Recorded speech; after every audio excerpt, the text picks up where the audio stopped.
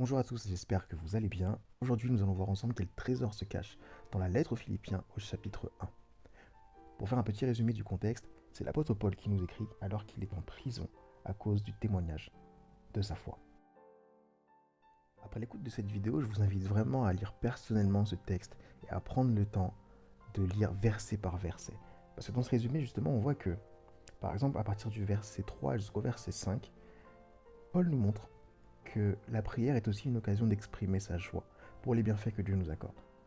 J'insiste sur ce point parce que c'est vrai que lorsque nous ne sommes pas bien, tout simplement, eh bien, on a l'impression que Dieu n'est pas là et du coup, soit nous ne prions pas, ou quand nous prions, nos prières ressemblent plutôt à des lamentations. Et là, Paul, qui pourtant avait toutes les raisons de se plaindre, se réjouit.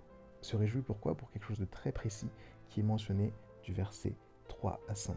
En d'autres mots, vous aussi dans votre situation, peu importe ce qui se passe, je ne peux pas savoir, et ce n'est pas à moi de minimiser non plus ce que vous traversez, mais ce qui est essentiel et ce qui est vrai et important, c'est qu'il y a malgré tout de la joie dans votre vie. Et je vous demande simplement de rechercher, de prendre un temps de recherche, d'introspection, pour découvrir quelles sont les occasions que vous avez de vous réjouir.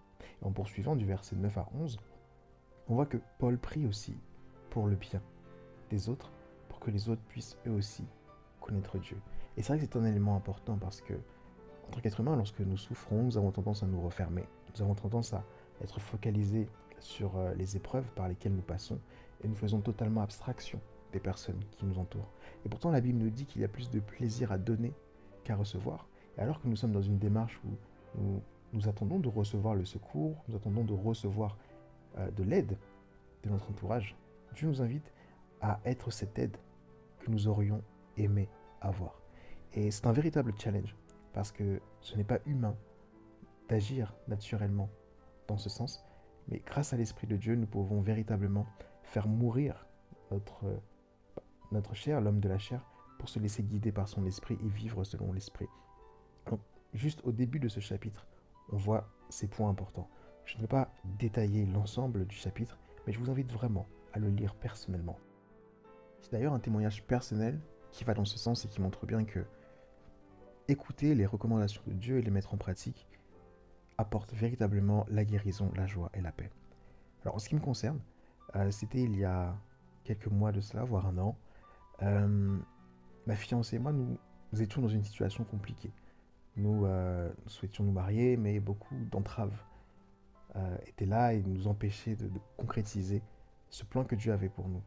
Et on est passé par plusieurs phases. À un moment donné, on était vraiment dans la lamentation, on demandait à Dieu, mais voilà, pourquoi est-ce que les choses se passent comme ça? Est-ce que tu peux nous aider? Qu'est-ce qu'on a fait de mal? Pourquoi est-ce que ça nous arrive? Etc., etc. Mais à un moment donné, on s'est dit, bon, ok, on s'est plaint suffisamment longtemps et il ne s'est rien passé de bon. Et Dieu est juste, il n'oublie pas ses enfants. Alors, à partir de maintenant, avançons par la foi. Et comment ça s'est traduit? Eh bien, nous avons pris un temps particulier à prendre soin de nos proches. Moi, en ce qui me concerne, j'ai passé aussi plus de temps avec ma famille. Euh, Ma femme, elle, a passé aussi plus de temps avec sa famille, avec des amis. Et c'est vrai qu'à cette époque-là, on a vraiment ouvert notre maison à nos proches, aux personnes qui étaient dans le besoin. Et inconsciemment, ça nous a fait aussi oublier nos peines parce qu'on se rendait compte à ce moment-là que finalement, on n'était pas si mal que ça.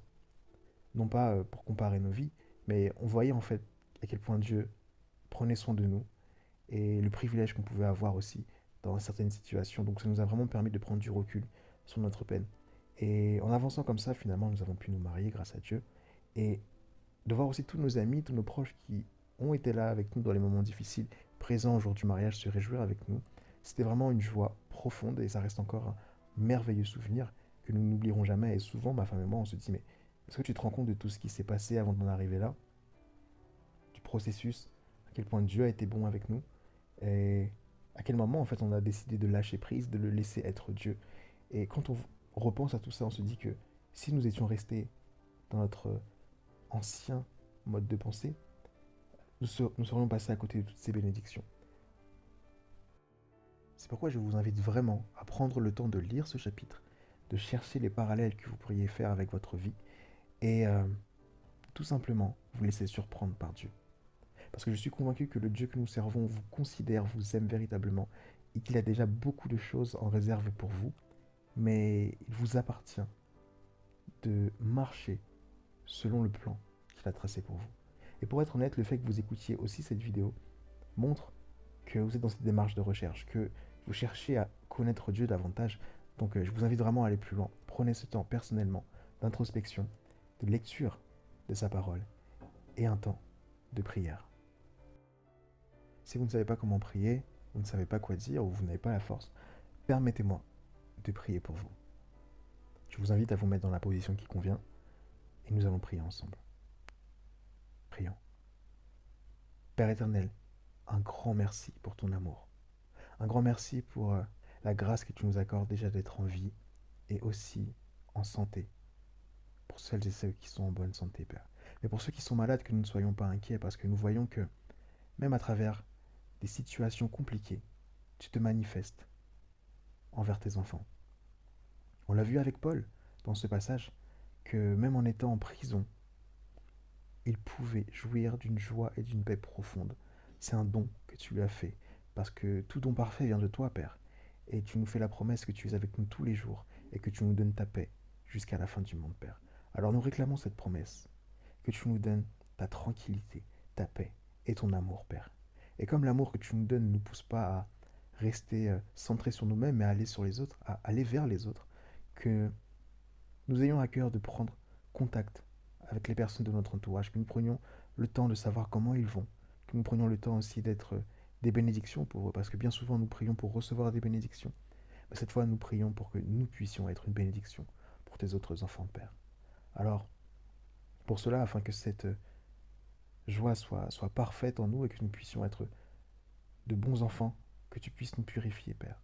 Purifie-nous de toutes nos souillures, que ce soit en parole, en pensée ou en action, que tu nous transformes et que véritablement nous puissions être des témoins pour toi, n'importe où nous sommes, comme l'a été Paul. C'est notre prière au nom de Jésus-Christ. Amen.